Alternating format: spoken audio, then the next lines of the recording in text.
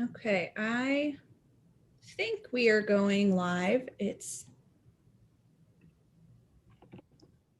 can mute this before it starts making the noises.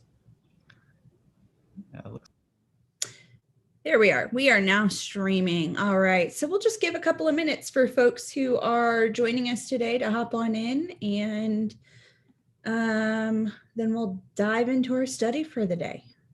So I'm really excited about this study. Will and I were talking about, what do we want to do next? And we've spent some time in the New Testament recently, and we've spent some time, over Lent with our spiritual practices. And so we decided to shift ourselves towards the Old Testament and landed on the book of Ruth. And I'm excited because Ruth is just my favorite book of the Bible. I have a little Hebrew tattoo across my chest here, and it's Ruth, a verse from Ruth 3. And so it was one of my favorite classes that I took in seminary, was a class where we translated the book of Ruth. And I just think that this has a lot to teach us about who we are as the people of God and who we include in our communities as the people of God. And there's just some really good things that we can mine here to be able to kind of look through the lens of this book and see what it is that God has for us to learn. So yeah, it really is such just a great story.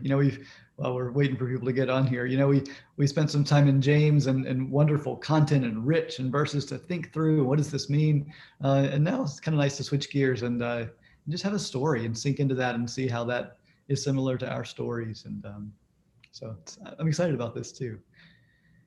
And Ruth is, the book uses a lot of wordplay and some puns that we don't quite catch in English, because it's the sounds of the words in Hebrew that are the pun against each other. And so it's one that was written in such a way that it's fun, and it's one that families would probably spend a lot of time reading or telling one another.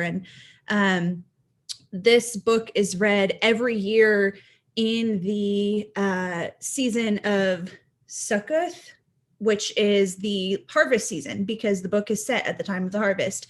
And so the Jewish people still read this in their synagogues every single year at the same time of year. And it's about the same time that we celebrate the Christian holiday of Pentecost.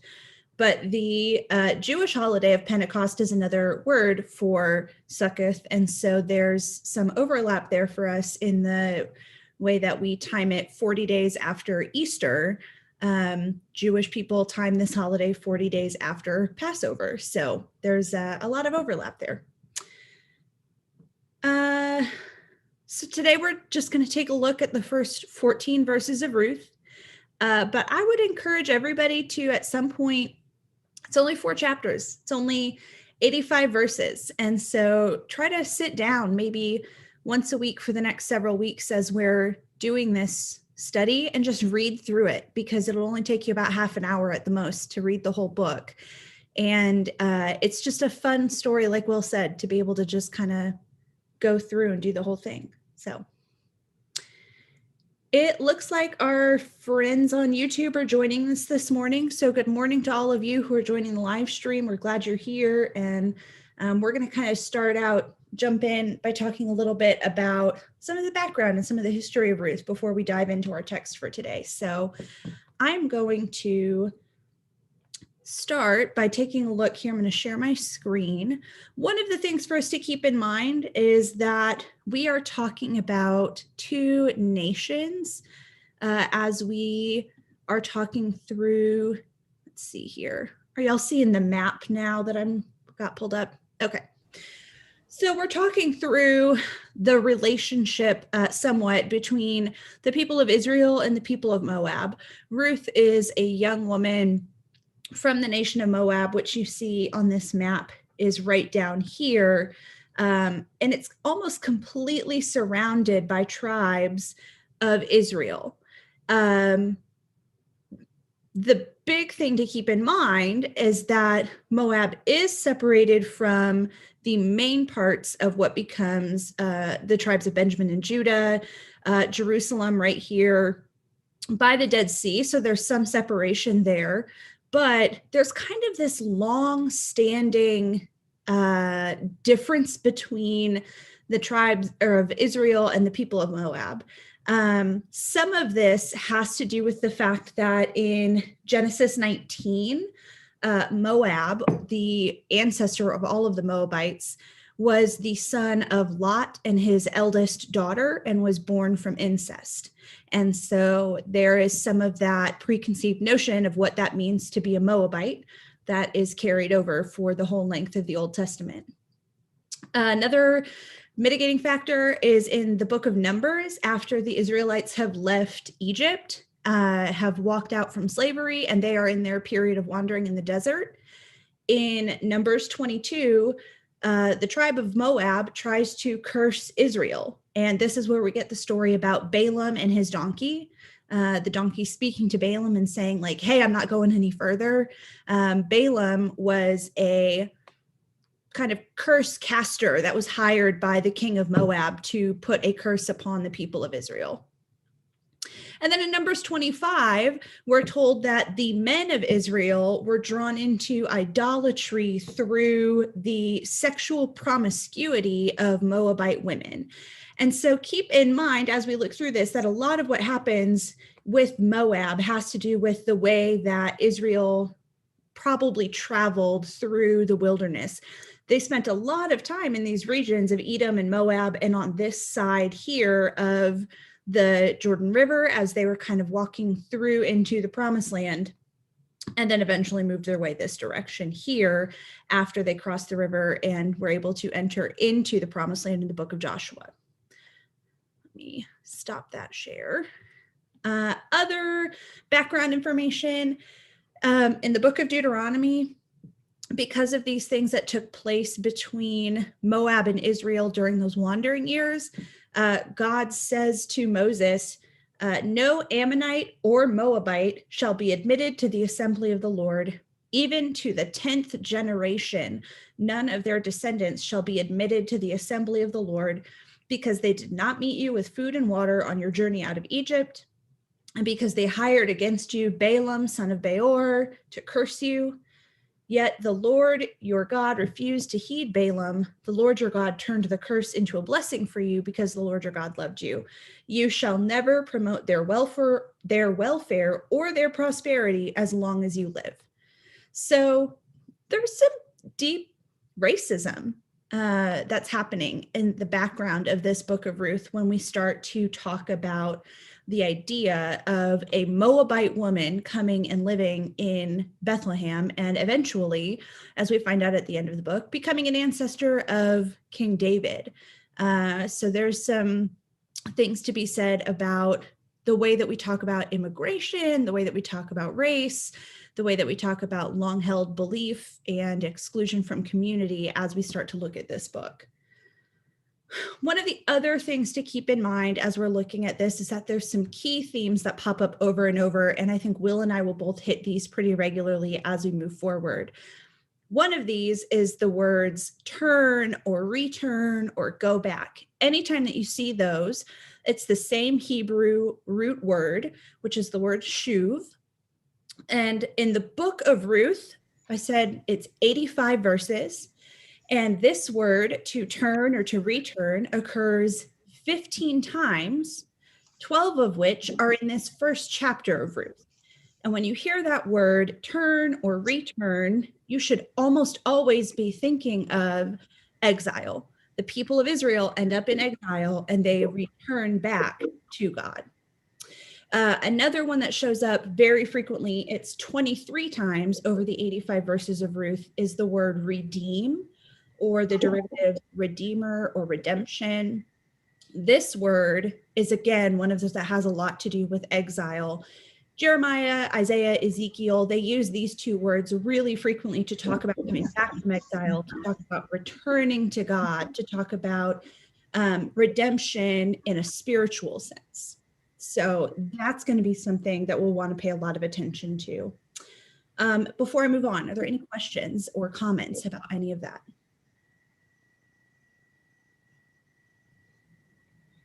Yeah, just thanks for flagging those words, because that is a place where the wordplay doesn't show up as well in English, because redeem, for instance, has this sort of spiritual meaning. We think of redemption, but it also has a very tangible, transactional kind of meaning that gets played upon here. So as we'll see that in a few weeks from now as we get later into the book, but we'll see that redemption happening in a sort of legal way, but then seeing with that the symbolic meaning of some of the things in this book. It's a very rich book when we think about it on these various different levels. So it's good to have that all in the back of our minds as we read through.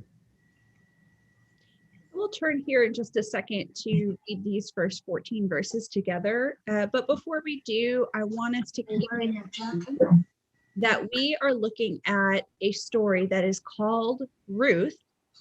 But Ruth is not necessarily the main character of this story. As we start to read these first 14 verses, we're going to see that the first person who appears to be the focus is Naomi.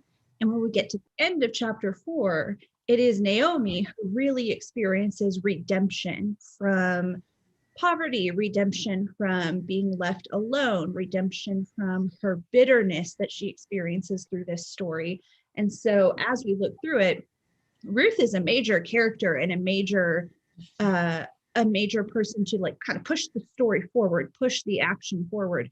But Naomi is the one who is the recipient of the results of what Ruth does. So with that in mind, let us turn to our verses for the day. Would someone just read the first 5 verses for us here?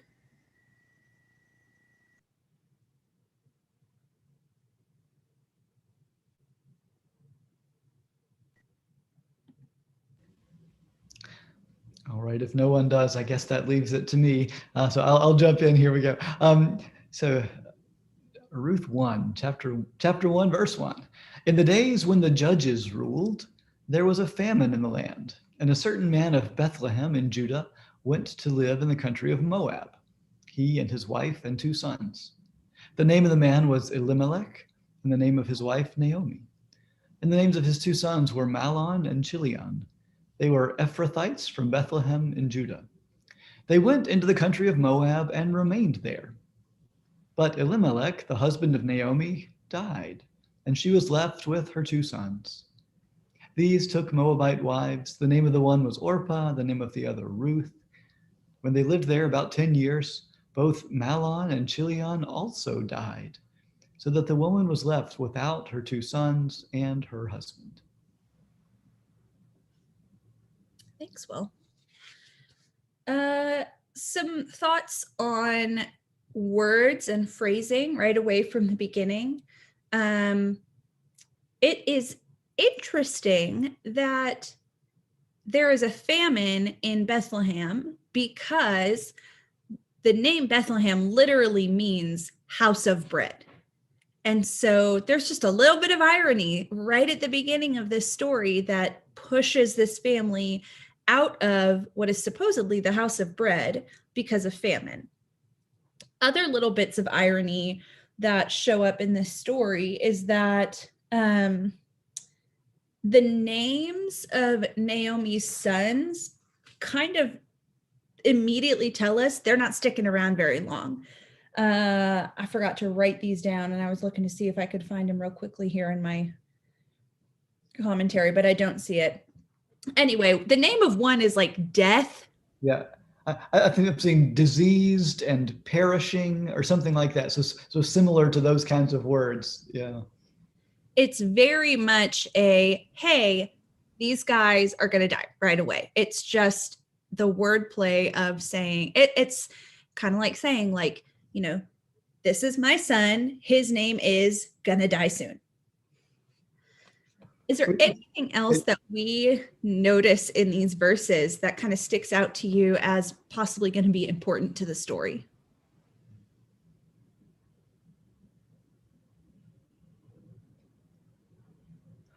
I was just thinking that it's kind of the equivalent of watching that episode of Law and Order or something, and you see this character and you say, you're not going to be here the whole episode. Or, you see the new character on Star Trek and you say, that they're not going to make it through the season. They're here just so that they can make their exit and move the plot along. So I feel like we see this is the ancient equivalent of that. Here are these two characters whose names immediately show us they're not going to be here around for long. Yeah, it is. It's very much the equivalent of being someone in a red shirt on Star Trek. Yeah.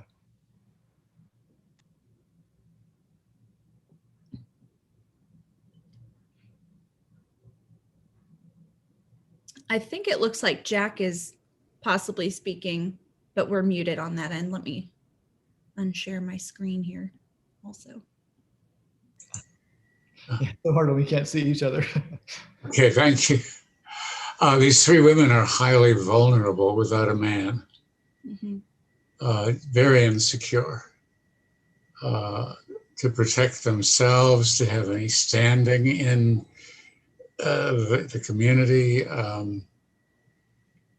They're in a serious crisis. Absolutely. And the way that this story talks about women in general is very unique.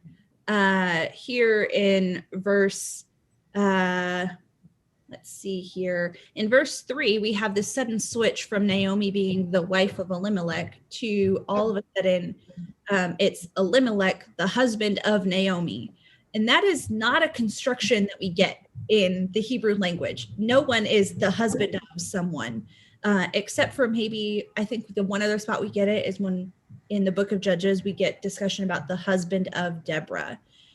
So this tells us right away, this one's a big deal, but Jack is right. There's a lot of vulnerability here. Women couldn't have land and power. It passed from male heir to male heir. So unless there's a man around to take control of the family lands and the family inheritance, these women are just out there on their own, and their options really come down to starvation or prostitution for survival. And add into the mix the whole context of this being a famine where so the three men have already died in this story. This is not a time of plenty and Pax Nirvana, something, or Pax Romana, whatever. This is the time where it's a time of struggle and desperation to begin with, and then to add that on to another level of vulnerability here. It's dire circumstances.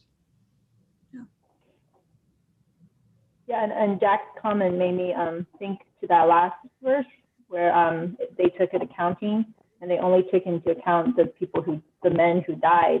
And in my mind, I was like, are the other two wives, are they still alive? I had a moment like, they didn't mention that. So I thought that was interesting too.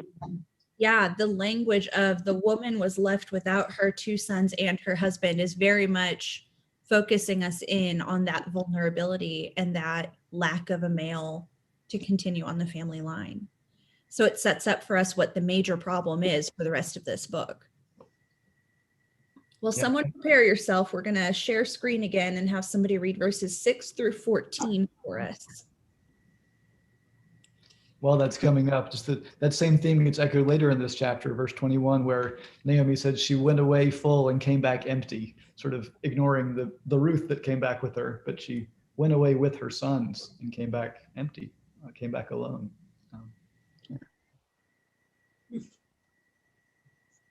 If we have someone read verses 6 through 14 for us.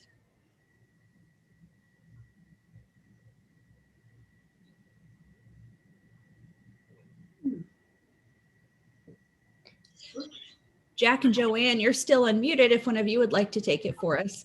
Okay, I'll Go ahead. Then she started to return with her daughters-in-law from the country of Moab, for she had heard in the country of Moab that the Lord had considered his people and given them food. So she set out from the place where she had been living, she and her two daughters-in-law, and they went on their way to go back to the land of Judah. But Naomi said to her two daughters-in-law, "Go back, each of you, to your mother's house. May the Lord deal kindly with you as you have dealt with the dead and with me. The Lord grant that you may find security, each of you, in the house of your husband." Then she kissed them, and they wept aloud. They said to her, "No, we will return with you to your people."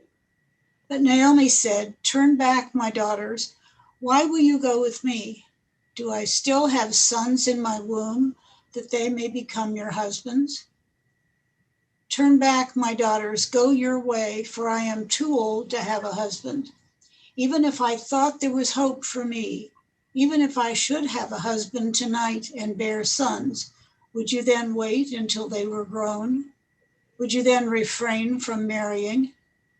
No, my daughters, it has been far more bitter for me than for you, because the hand of the Lord has turned against me." Then they wept aloud again.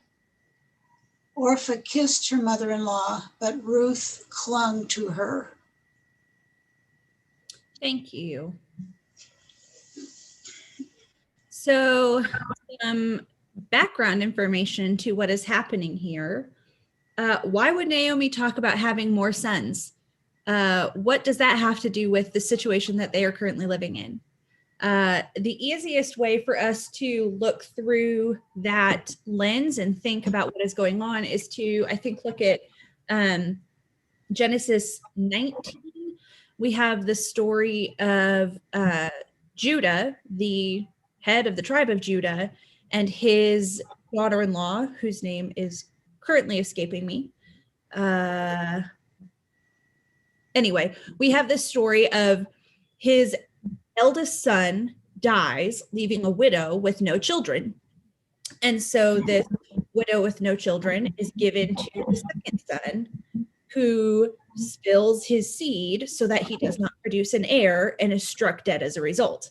And so then she is held and waits and waits and waits for the youngest son to grow up so that she can be given to that son to produce an heir. And in the way that Jewish law writes this, anytime that the wife of an eldest firstborn son is left without children at his death, she is then she sleeps with whatever son comes next, and whatever child is born to her at that point is considered the son and the heir of the eldest son and inherits everything that comes from that marriage.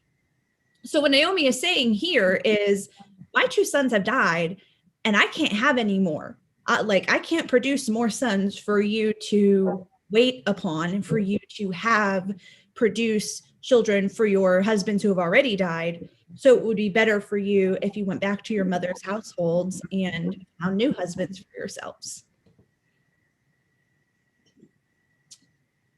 What do you think that feels like? What emotions do you hear in this passage as Naomi is talking about this?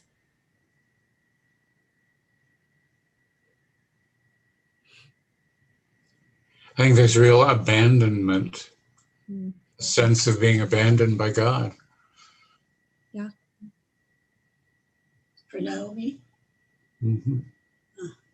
Yeah, I think that's correct.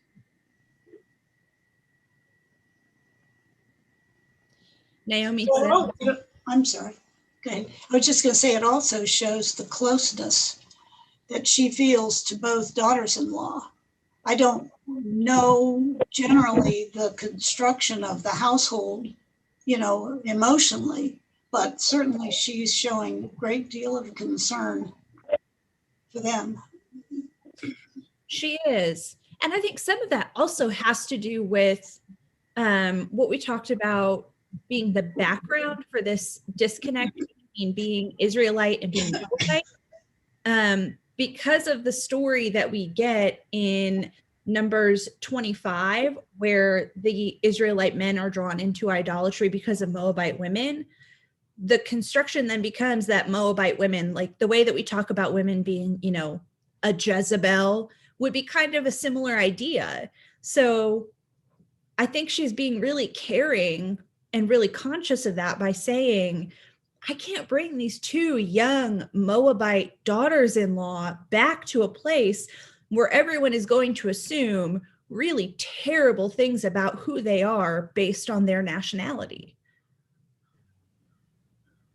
Yeah, and there's such despair here for Naomi. I mean, there's just no sense of a future for her, and she's, and it seems like it's not in a sense like a self-pitying kind of way of, oh, leave me, there's nothing for you here. It doesn't feel like that sort of way that's pleading for attention. She really thinks there is no way you can survive here with me. So the best thing you can do is let me go, and I'll fend for myself. And but anyway, you have to go take care of yourself, and the only future you have is to go back. It really is a sort of, I think she's sort of self-sacrificing a bit and trying to do what's best for them, because there is no future for her. It's a really kind of wrenching story. It is.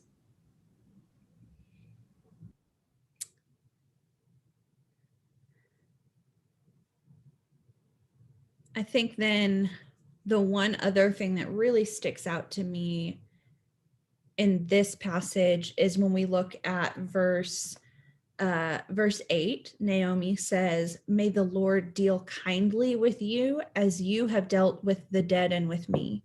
The word that is translated here in the NRSV as kindly is one of those Hebrew words that we just do not have any way of expressing well in English. This is the word Hesed, and the word Hesed is covenant love. It is the type of love that God shows for the people of Israel in giving covenant. It is the type of love that Jeremiah talks about God desiring from Israel. It's the type of love that God tells Israel to show to other nations so that other nations can become a part of the followers of God, those who praise God. This is the type of love that is in the New Testament translated as agape, unconditional, broad, all-encompassing love. And unfortunately in English, we just have one word. You know, I love pizza and I love my mom, and I use the same word to express it. And this word in Hebrew, Hesed, is much bigger and deeper and broader than human love can really encompass. And so when Naomi says, may the Lord have this kind of covenant love for you, she's expressing a deep blessing and a deep desire for goodness for these young women. She's really hoping the best for them. And this is going to be another thing that continues to show up a little bit later. So we'll watch for that as we continue forward. Is there an implied message from Naomi that she doesn't feel that love from God, though? Because we talked about her feeling, the despair, which I think she was also expressing when she talked to them about expressing despair on their behalf about their future. But is that part of the sort of subtitle, is that Naomi is hoping that God will look more favorably on them than he has on her? Yeah, I'm not sure it's quite put in those terms, but I think you're right. The implication is really there, because Naomi certainly sees an active hand of God in everything that's happening here. But by the end of the passage we just read, verse 13, it says, the hand of the Lord has turned against me. So her understanding is not, that hand has turned against me is not just an absence of God situation. It is God is actively working against me. I think, and that is its own sort of bafflement, I'm sure, trying to figure out why are these bad things happening? Why has God turned against me? But yes, and so it's remarkable then to hear that blessing come out of her mouth to say, well, God, show this chesed to you. God's hand is turned against me. Yeah.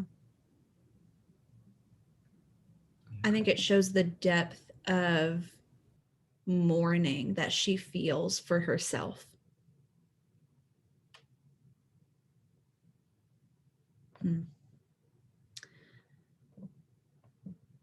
So I'm guessing that we have some familiarity with the book of Ruth among all of us. We've heard this story before, but just taking a look at these first 14 verses, is there anything that sticks out to you this morning in a different way than you had read it or heard it previously? Yeah, and we intentionally kind of put our stop right here before we switch to Ruth's agency and what she's doing. We wanted to kind of pause here and see this setup. I guess for me personally, I appreciated that you pointed out that in the original Hebrew, right, there's many different words for love, whereas in English, all of that gets lost in translation. So in like some versions, it's just kindness, right, or a blessing or something, and you don't really think about that. You just kind of read it as it is. But then if you know, well, originally it actually has some deeper meaning, then that gives it a whole different feeling to it than just the mother-in-law saying, oh, you know, I hope the Lord is kind to you, versus I hope you are loved and blessed, you know. So I appreciated knowing that. I had a professor who used to say that learning how to read the Bible in the original language is like when Dorothy steps out into Oz and sees color for the first time. And I think especially in short stories like Ruth, where the same word gets repeated over and over, that's really true, because it does. It's just the color that we lose in English, like you said, the translation. So it's fun to be able to stop and look and find some of those places where that adds the depth to it.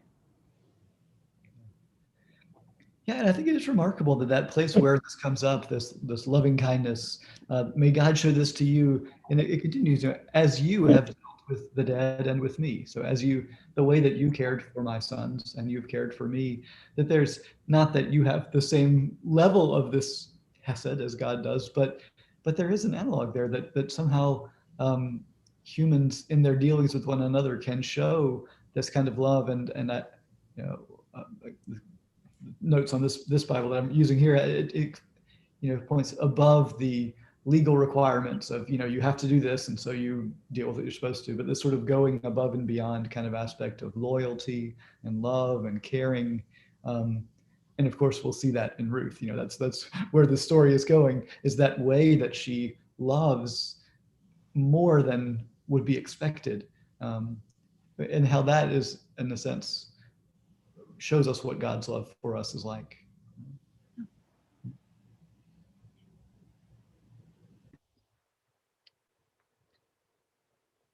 Oh, Jack, you're still muted. Thank you. A conversation I had with a friend a couple of days ago. One of the few people with whom I had rapport in my last church. We worked together in the church, we worked together in the community. We could talk and speak the same language. The last time we talked, I don't know how many years ago it was, maybe 3, her husband had died suddenly. And she was devastated, and it took a few months before she let friends in so be aware of what had happened. So I talked with her then. Then I had my series of stuff in the last couple of years. But I thought of her the other day and decided I'm going to call her. I don't even know if she's still alive, but I want to talk with her. And left a message. Wasn't sure it was her number, but she called back. And as we talked, I discovered that she is still deeply, deeply in grief from the sudden death of her husband, and wonders if God is punishing her. So I've offered to have more conversations with her, but she's in North Carolina. A great person, and I just going through the pandemic by herself was really costly to make sense of her life and her loneliness.